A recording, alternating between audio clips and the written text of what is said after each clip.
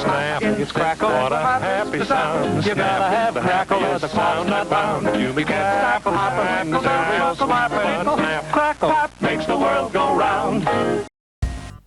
What's up, guys? I am back, and I've got something back in my possession. I didn't record this one last time it was in, but basically what I did is I put in a Pico Fly chip onto this thing, and as far as the initialization goes and everything goes,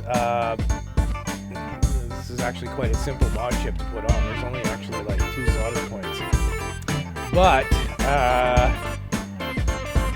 yeah, it looks like we're gonna have to look at it again because we're getting some sort of a hardware failure. So if I go ahead and turn it on,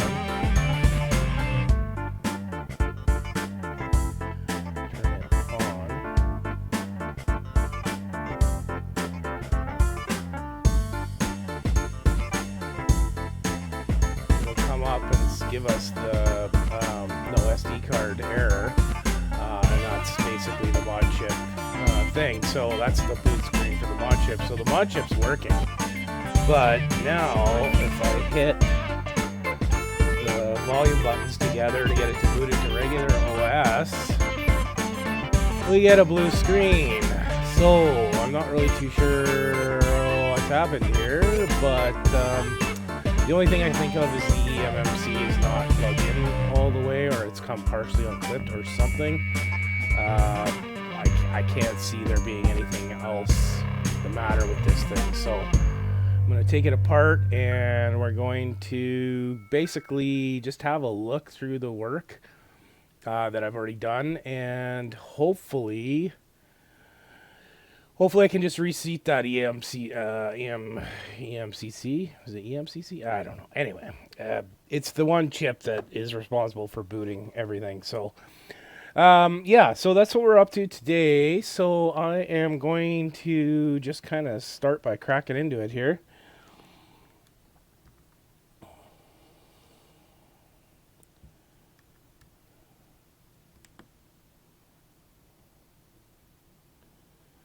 Okay, that's extremely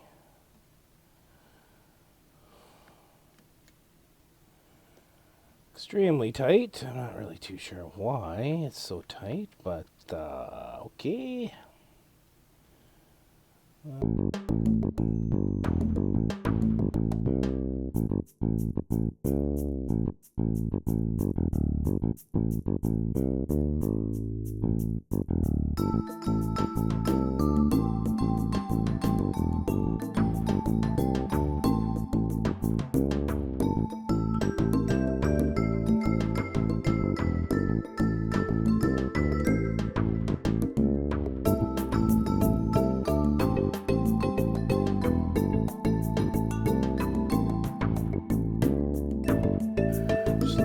Okay, so you can see the Pico Fly installation right here.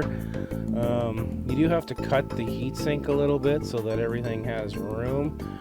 I'm really hoping that we don't have anything seriously wrong here, because I actually didn't supply this mod chip. This was supplied by the customer, and I agreed to put it in, and I'm always leery with mod chips. I've put lots in on my own stuff, and I know that even with my own stuff, sometimes everything goes well and it's no problem, and other times you'll have a problem and there's almost next to no support for it. So that's a bit of a problem. But this one in particular has pretty good reviews, but I've never put one in before, and there's not a whole lot to it. That's why I was a little surprised when I found out it wasn't booting into regular mode anymore. So this doesn't have a lot of the connections that the OLED version does. But let's open it up here and have a look. Hopefully we don't have any real huge problems. We can take the heatsink off here. Blue screen of death is, as some of you might know, it's not a good it's not a good condition. Typically is related to CPU or hardware fail. This was booting before I started, so I know it worked before we put the chip in. And yeah, now it's not working, so gotta figure out what's happened to it, and we'll go from there.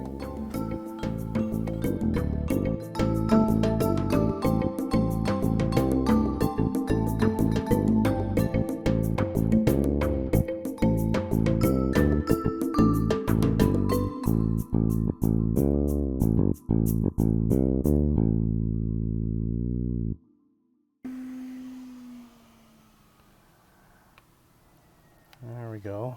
A little bit of heat goes a long way. Okay, and I'm just gonna actually bypass this. Can I get... yeah, okay, I can. Just gonna take this off for now. I'm gonna plug the eMMC back in to where it's supposed to go, which isn't there. It's supposed to go this way. Like that. Okay, so basically we're just looking for this thing to boot. Really hoping it does. Let's have a look here.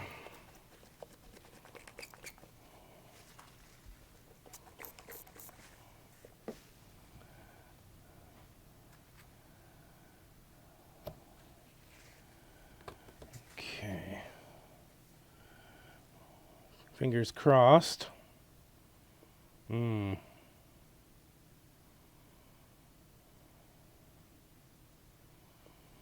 Well, that's not good. That's not good at all. Okay. I'm going to put everything under the microscope just so I can re-inspect everything and have a look. There it is. Okay. Okay, so let me just have a quick boo with this.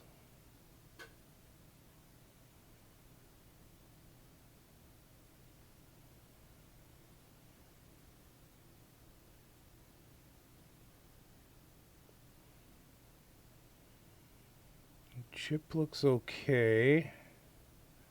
I think this just might be something that I got on it when I was mounting it.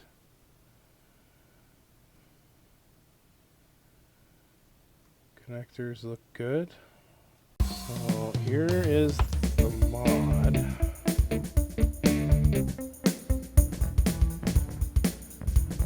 And it's literally one of the easiest mods because it's literally like 2 points. And, you know, my connections are okay.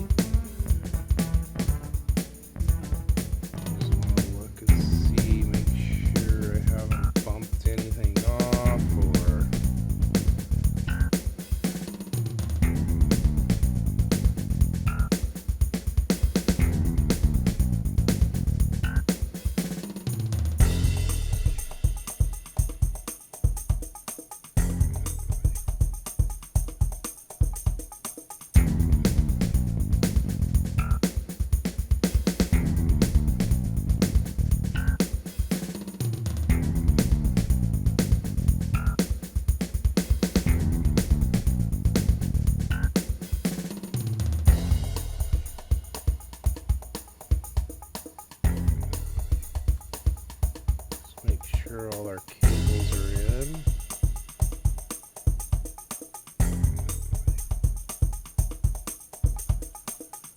I did take the board out when I did this just so that I was not a good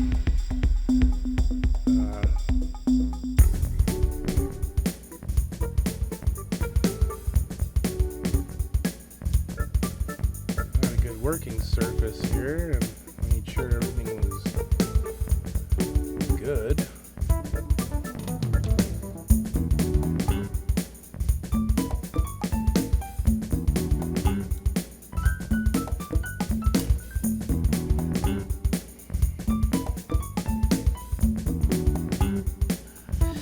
I mean, everything looks good. I don't know what could have possibly happened to it, but it is dead.